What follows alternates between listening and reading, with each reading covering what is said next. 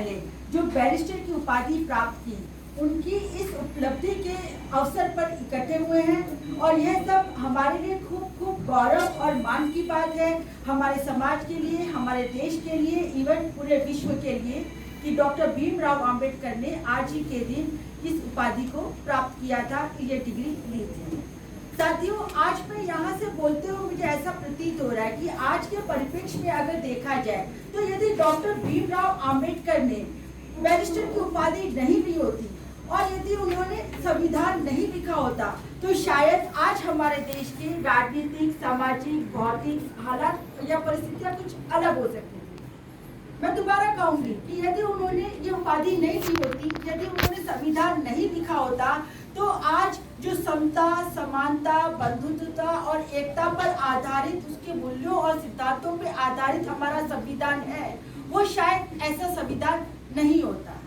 यदि बाबा साहब अम्बेडकर ने संविधान नहीं लिखा होता तो महिलाओं को जिस तरीके से हर एक मोर्चे पे कंधे से कंधा मिला के आगे बढ़ने की आज़ादी मिली है, जो महिलाओं को आज वो अपने हर एक हक के लेके आगे बढ़ रही है, जैसे हिंदू कोड बिल लाके उन्होंने महिलाओं को सब अधिकार दिए, पैतृक संपत्ति का अधिकार, मैटरनिटी लीव का अधिकार, उनको बराबरी का अधिकार, पुनर्विवाह करने का अधिकार, तलाक लेने का अधिकार और जो भी तमाम अधिकार अगर दिए गए हैं तो बाबा साहब आम्बेडकर के लिखे गए संविधान की वजह से लिखे गए हैं। आज पूरे देश में महिला MP, MLA, minister, chief minister, prime minister, IAS officer, RPS officer, pilot और कोई भी क्षेत्र हो, सभी क्षेत्रों में और यहाँ तक कि राष्ट्रपति भी बन सकती है।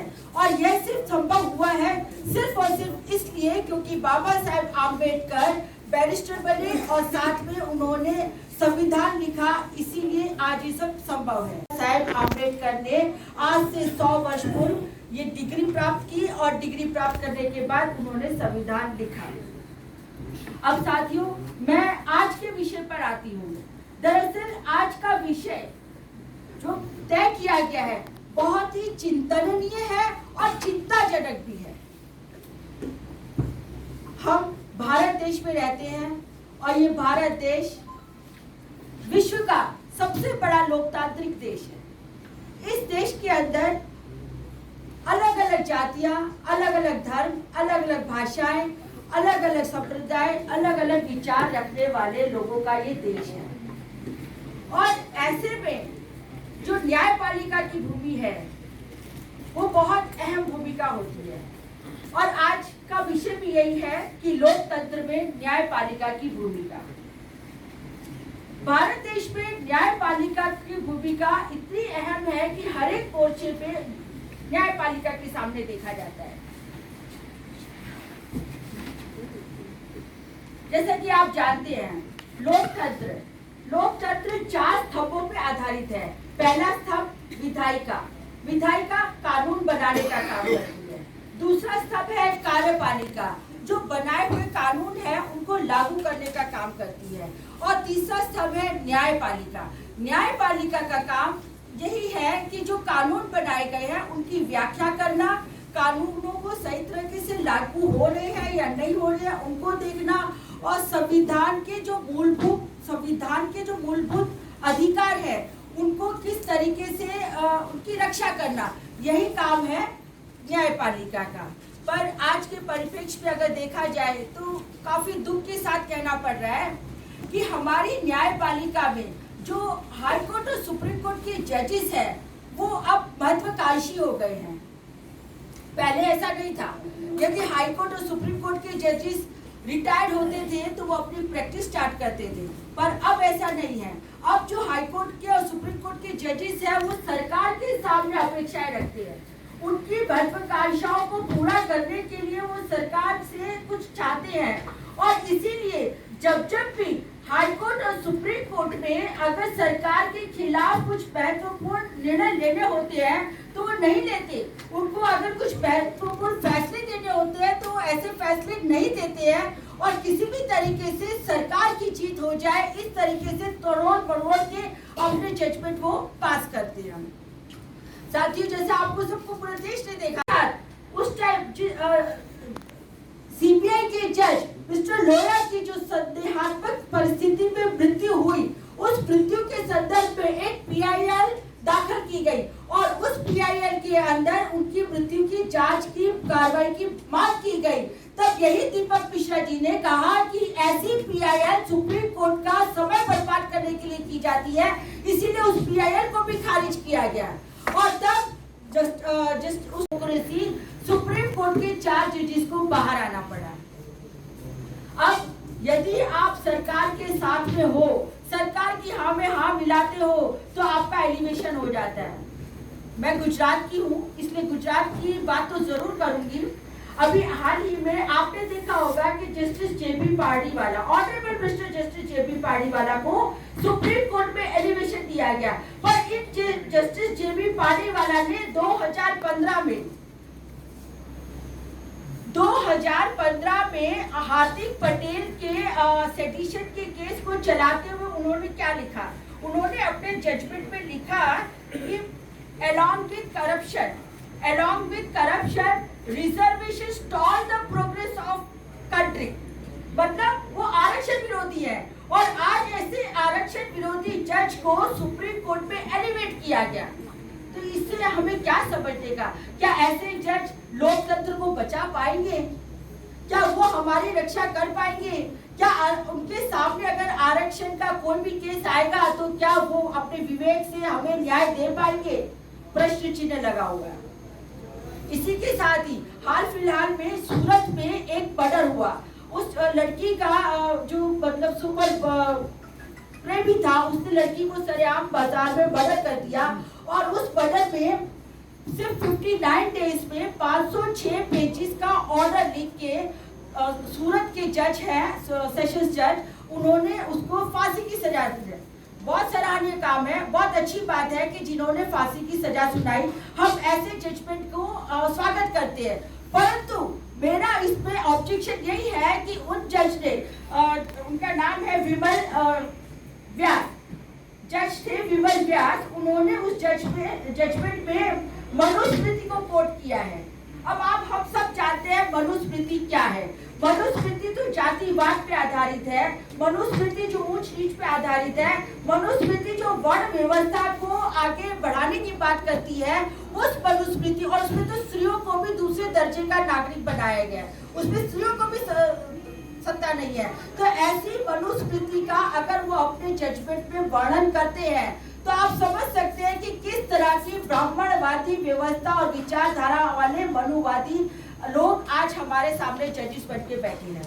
साथियों, टॉपिक थोड़ा हटके है, इसीलिए मुझे बोलना जरूरी है, मुझे थोड़ा सा टाइम दीजिए। मैं बताना चाहती हूँ कि जो जजेस या न्यायपालिका सरकार के साथ रहती है तो उनको इनाम दिया जाता है, परंतु कुछ ऐसे भी जज है, गुजरात के ही कुछ ऐसे जज हैं जिन्होंने सरकार के सामने भी जजमेंट दिए। उसमें जज का नाम आता है honourable mister justice Akil Kureshi का। उन्होंने 2010 में अभी के जो तत्कालीन होम मिनिस्टर हैं उनको 2 दिन के लिए पुलिस कस्टडी में सोहराबुद्दीन के केस पे 2 दिन की पुलिस कस्टडी दी और वो फेक एनकाउंटर केस था। और जब आज उनको सुप्रीम कोर्ट में जगह मिलनी चाहिए थी, परंतु वो सुप्रीम कोर्ट तक नहीं जा सके। क्यों? उसका सिर्फ और सिर्फ एक ही कारण था कि उन्होंने सोहराबुद्दीन एनकाउंटर फेक केस के अंदर अमित शाह को 2 दिन की कस्टडी दी थी। इसके बाद हमारे दूसरे जज हैं honourable mister justice Jayant Patel. अब जयंत पटेल ने भी खूब निष्ठा और वफादारी के साथ अपना टेन्योर पूरा किया।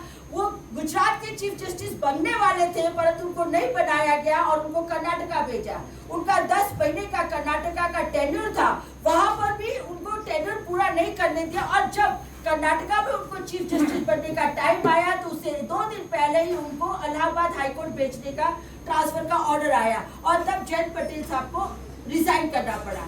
कहने का मतलब सिर्फ इतना ही है कि अब जुडिशरी में, न्यायपालिका में जिस तरीके से ये इनके काम में दखल अंदाजी हो रही है, पॉलिटिकली जो दखल अंदाजी हो रही है वो बिल्कुल गलत है और उसकी वजह से जो जजमेंट आने चाहिए ऐसे जजमेंट नहीं आ रहे हैं। लोकतंत्र का एक प्रिंसिपल है, doctrine of separation of power, which is the basic structure of the constitution, which is the basic structure of democracy, और उसी का सरेआम उल्लंघन हो रहा है। अभी आपने देखा 24 जून को जिस तरीके से जाकिया जाफरी की पिटीशन को सुप्रीम कोर्ट ने खारिज ही नहीं किया, ऊपर से यह आरोप लगाया कि जिन्होंने गुजरात सरकार को 2002 के दंगों में बदनाम किया है, उनके ऊपर भी प्रोसिक्यूशन किया जाए। और उसके चलते हुए मानव अधिकारी एक्टिविस्ट तीस्ता सितलवाड़ जी, BR श्री कुमार जी और संजय भट्ट जी के सामने FIR दर्ज की गई, और भी लोगों के सामने शायद FIR दर्ज होने की बात चल रही है। तो कहने का मतलब कि ये तो उनका जुरिडिक्शन था ही नहीं, ये प्रेयर थी ही नहीं। प्रेयर सिर्फ इतनी थी कि SIT ने अपना जो फैसला दिया है, उसकी रिपोर्ट दी है, वो सही थी या नहीं, इसी पे सुनाना चाहिए था। हम मानते हैं कि जजेस के पास बहुत सारी वास्ट डिस्क्रिशनरी पावर्स होती है, वो अपनी पावर्स को बियॉन्ड देगा। जिन 3 बेंच की जजेस ने इसको जजमेंट को दिया है, वो जजमेंट देने के बाद उनकी मानसिकता पता चलती है कि जो भी सरकार के सामने आवाज उठाएगा, जो भी सरकार के सामने बोलेगा, उसको दबाने के लिए, उसको बंद करने के लिए आप सुप्रीम कोर्ट का सहारा लेंगे, आप हाई कोर्ट का सहारा लेंगे, और किसी भी तरीके ऐसे एक्टिविस्टों को, ऐसे मानव अधिकारियों को जो भी सरकार के सामने आते हैं, आप उनको दबाएंगे। ये किस तरह की सरकार चल रही है, या किस तरह का लोकतंत्र चल रहा है, ये न्यायपालिका क्या कर रही है?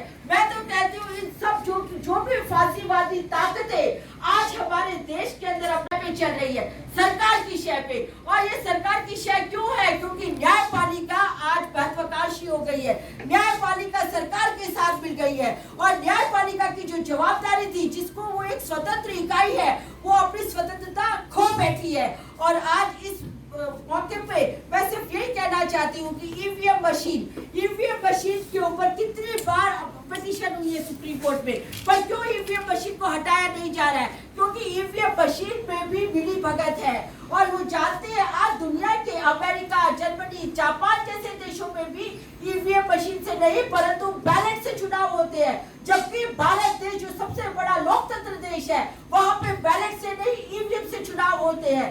कई बार ईवीएम के बारे में शिकायत आई, परंतु सुप्रीम कोर्ट के जजेस को तो कुछ समझ ही नहीं आता है। सुप्रीम कोर्ट के जजेस को तो लगता है कि जो वो कर रहे हैं वही सही है। हो सकता है कि आज अगर मैं इतने खुलेआम, इतने जोर से बात कर रही तो मेरे सामने भी कंटेम्प्ट हो जाए, हो सकता है, कुछ भी हो सकता है, क्योंकि हम जिस देश में रह रहे हैं, जिस हालात में रह रहे हैं, उस हालात के चलते किसी के साथ कब क्या कैसे हो जाए कुछ पता नहीं है। साथियों, मुझे यहाँ बुलाया गया, मुझे मौका दिया बोलने का, उसके लिए मैं आयोजकों का, नितिन मेश्राम साहब का, जिन्होंने यहाँ पे मुझे याद करके बुलाया, और आपकी टीम का बहुत बहुत धन्यवाद देती हूँ। और यहाँ पर फिर से आप लोगों जो भी पूरे देश से मेरे एडवोकेट जितने लोग आए हैं, उनके लिए भी मैं आप लोगों को स्वागत करती हूँ। जय भीम, जय भारत, नमो बुद्धाय।